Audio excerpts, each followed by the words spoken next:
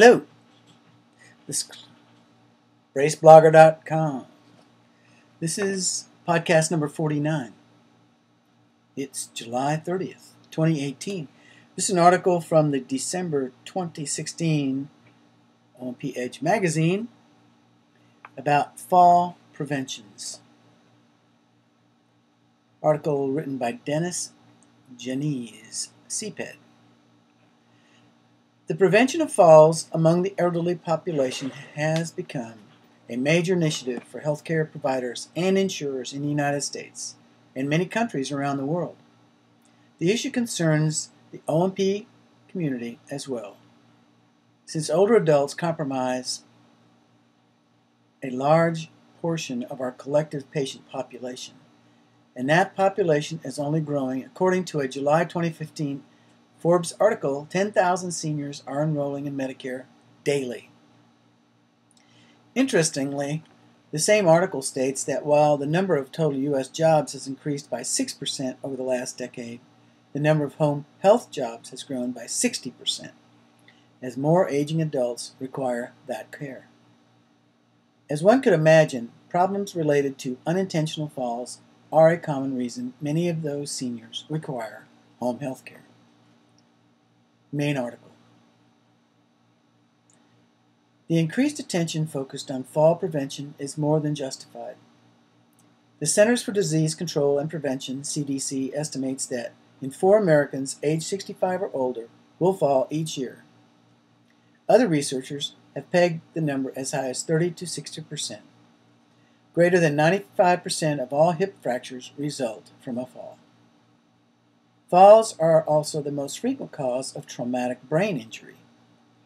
Falls among older adults often lead to premature nursing home admissions. A senior falls every 11 seconds in our country, and every 9 minutes an older adult dies as a result of fall-related complications. Unintentional falls are the leading cause of fatal injury and the most common cause of non-fatal, trauma-related hospital admissions among older adults. The CDC reports that the annual number of deaths caused by falls in the United States is almost equal to those caused by motor vehicle accidents. Given statistics like these, do we not, as allied healthcare providers, owe it to our patients to do all we can to help them avoid such catastrophes? Unintentional injuries are the 5th leading cause of death among the U.S. aged population, after cardiovascular disease, cancer, stroke, and pulmonary disorders. And fully 2/3 of those deaths are fall-related. In the United States, 75% of fall-related deaths occur in people aged 65 or older, although this age demographic constitutes only 13% of the population. Of those fall victims admitted to a hospital for treatment for their fall-related injuries, about half will die within 1 year. What's more, the fear of falling can cause anxiety, decrease self-confidence, and significantly impact quality of life as the individual becomes less active and stays closer to home. Factors that can actually increase the risk of falling. The CDC has identified several risk factors for falling and tries to educate seniors and healthcare providers about them. They include such things as lower limb and core muscle weakness, difficulties with walking, balance and proprioception issues, impaired vision, use of certain medications that can cause dizziness or affect balance, and household and environmental dangers like throw rugs, clutter, lack of handrails, or broken steps. They also point out that foot pain and inappropriate footwear can be contributors. Environmental hazards are the leading cause of falls, 25 to 45% depending on the study. Gait disturbances, postural hypotension, vertigo, confusion, and syncope can also cause falls. Of course, falls are often caused by a combination of these risk factors, and the more risk factors a person has, the greater his or her chances of falling.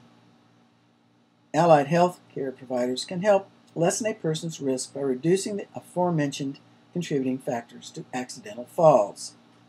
Specifically, as O&P professionals, we can help alleviate our patients' foot pain and ensure they wear proper footwear. We can also help improve their balance. Fall prevention, like so much of the treatment O&P professionals provide, is best approached using multidisciplinary team.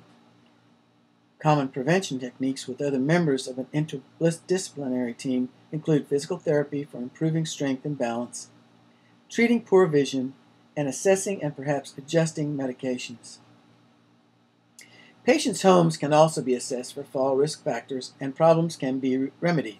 For example, installing handrails in the bathtub and next to the toilet, organizing and eliminating clutter, making sure there are handrails on both sides of the stairs, wrangling electrical cords, removing loose rugs, and ensuring that the home is adequately lit.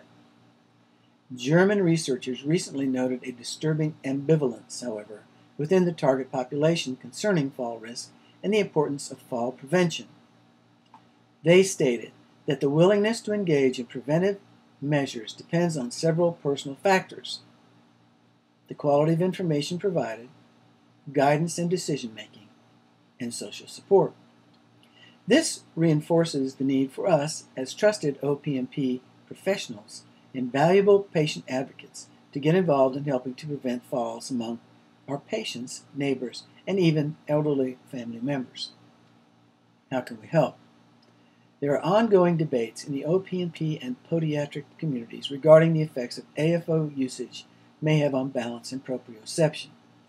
Within the podiatry world, the objectivity of debate, in this author's opinion, is somewhat tainted by the fact that both the primary advocate and his leading critic have designed and manufactured competing braces. The O&P realm, however, the questions trend more toward, quote, "Do the potential benefits outweigh the risks?" Question mark, unquote. There is little question that AFOs do affect balance. There is actually quite a bit of published research on this topic. The problem is that sometimes the effect is positive, while in other cases it is demonstrably detrimental. Many different styles of foot and ankle braces can and do improve static balance and postural control, but many of those same AFOs can potentially compromise dynamic balance and actually cause a fall. For this reason, let us instead focus on treatment modalities with little inherent risks and time-tested positive impact on balance, gait mechanics, and proprioception. The orthotic modalities include appropriate footwear, shoe modifications, and custom total contact foot orthoses can be used to improve postural sway and proprioception. The first step is evaluating the patient's current footwear. Check the fit. Is the construction appropriate? Is it too heavy for the patient? Is there a loss of support or cushioning? Many times, patients with sensory neuropathy will fit their shoes too tightly, as they perceive better environmental feedback this way. However, cramping the toes and foot can actually cause the patient to stumble just as easily as wearing a shoe that is too large. A custom foot orthosis constructed of a semi-rigid material like ethylene vinyl acetate, EVA, cork composite, or polypropylene or polyethylene foam can be helpful for improving balance. The orthosis needs to be a total contact design when used for this purpose, though. Thus, so-called functional rigid foot orthoses are contraindicated due to the reduction of intimate interface that is affected by the multitude of cast modifications performed to the positive foot model. A total contact design essentially brings the ground up to the foot, allowing the entire planar surface of the foot to be in contact with the walking surface, thereby improving balance and proprioception. Shoe sole modifications can also be helpful. One must be careful when considering shoe modifications, however.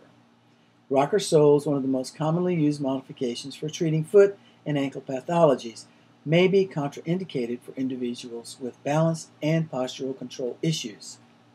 Outflares, buttresses, and relast modifications are all excellent tools for providing a wider, more stable base of support for these patients. Just remember, keep the weight of the shoe reasonable. There is one more thing that the O&P professionals can do to assist in the fight against unintentional falls. That is, of course, education. Get involved. Participate in